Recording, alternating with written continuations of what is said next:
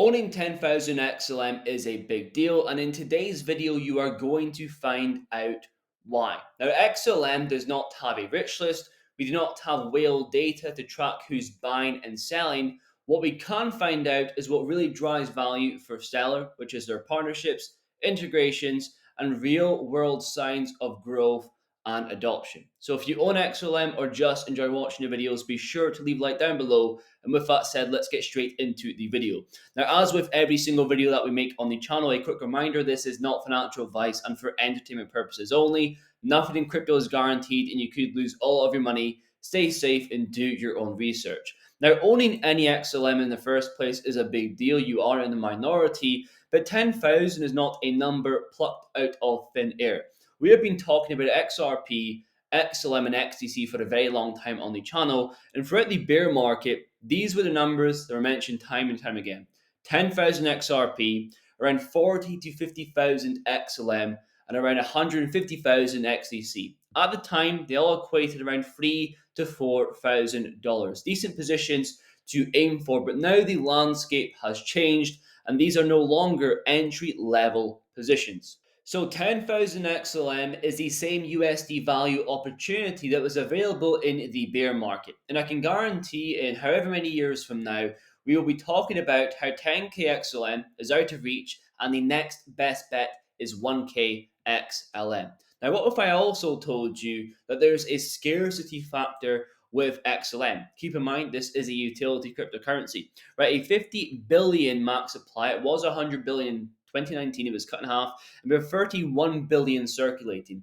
If you think about how many of that is in institutional hands, liquidity providers, exchanges, partner wallets, not just retail holders, and the actual utility of the amount of XLM that is being used. If we think about MoneyGram and Stellar, crypto to cash, cash to crypto infrastructure in over 180 countries, 300,000 plus retail locations, and even though USDC is the main asset that is being moved, XLM is used and paid in fees. So if we actually think about in terms of utility, not just the burn itself, so every transaction requires XLM, liquidity pairs and offers often require XLM, wallets need to hold XLM, and institutional activity requires XLM.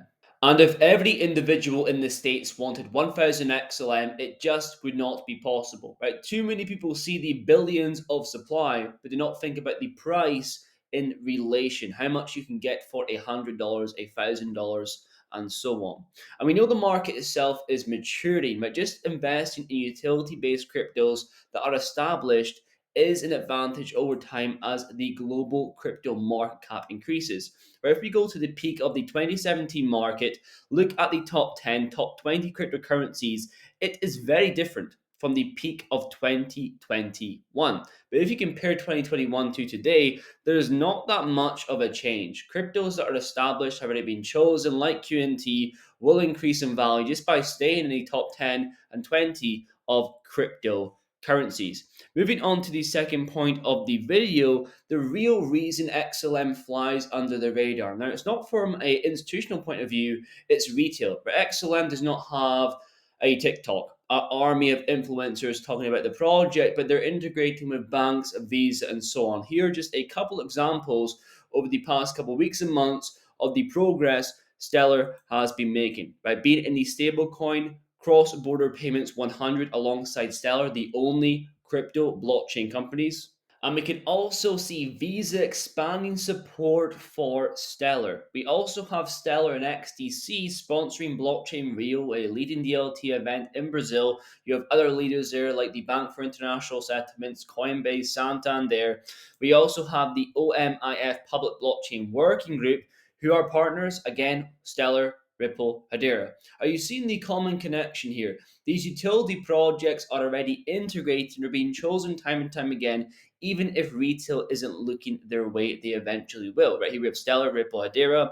We have on the stablecoin report, we have Stellar and Ripple. Then we have XDC and Stellar. Things are moving great here. We can also see that the SEC has now recognized full-back stablecoins are now the cash equivalents. So traditional finance now has a green light not just to hold, but to settle, transfer, and move these stable coins. Stellar provides that infrastructure as well. So, understanding Stellar has a large use case in remittances, peer to peer payments, banking the unbanked, delivering aid. You have an edge over the masses because most people, most retail investors, do not care, even though the institutions do, and that will change slowly over time. And XLM has always been in demand, for their architecture has been literally made for this moment. Right? No other blockchain has the global reach that Stellar has when it comes to on/off ramps, maybe except Bitcoin in some regions. And I want you to listen to this little clip here as to why Stellar gets chosen every single time. Specifically, PYUSD recently launched on Stellar. I'm curious to hear about that process. What kind of opportunities does that open up? Why is it important to have that interoperability? Well, that's a question for this guy. Do you want me? I wasn't sure if you're going to go with that first or not, Tomer. So I think it's really exciting because Stellar is in, I think, like 170 to 180 countries. And so giving us that global reach on a chain that is kind of fast and very low cost really gives us the ability to reach a much different demographic than we have with other coins that we're currently operating on. When Ethereum is a little bit more expensive, Solana is fast, but doesn't have quite the global reach that Stellar does right now. So we're really excited to be there, be a partner, working with a chain that's really focused on the payment space and continue to expand the ecosystem. And that is why Stellar is chosen time and time again. Most other chains are building DeFi ecosystems, while Stellar is building a real life anchor network. And these anchors are switching between XLM, stablecoins, and real life currencies like pesos, euros, and many more. And this relationship with PayPal has been in the works for a very long time, but the PayPal SVP spoke at Stellar Meridian back in October 2024. Then we've seen PayPal USD, PayYUSD plan to use Stellar for new use cases back in June 2025. Then in July, that SVP left the Fortune 500 to join the non-profit foundation Stellar. So Stellar is literally signing deals with Visa, rolling out regulated stablecoins in Europe, but still invisible to retail. And understanding that there is an element of being early, right? Regulated tailwinds are still coming into place. You have MiCA in the EU and the SEC in the States. Opening the door for traditional finance to use Stellar without fear. We're getting closer to that every single day. The anchor network is still growing. The map is being lit up, but it's not complete just yet.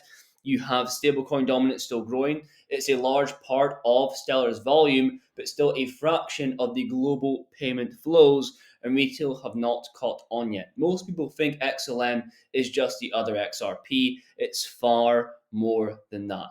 And there will be a day where XLM is not just recognized as the other XRP, where the majority of retail understand it has its own individual use case and its own individual role in the financial system. We are getting closer and closer to that date.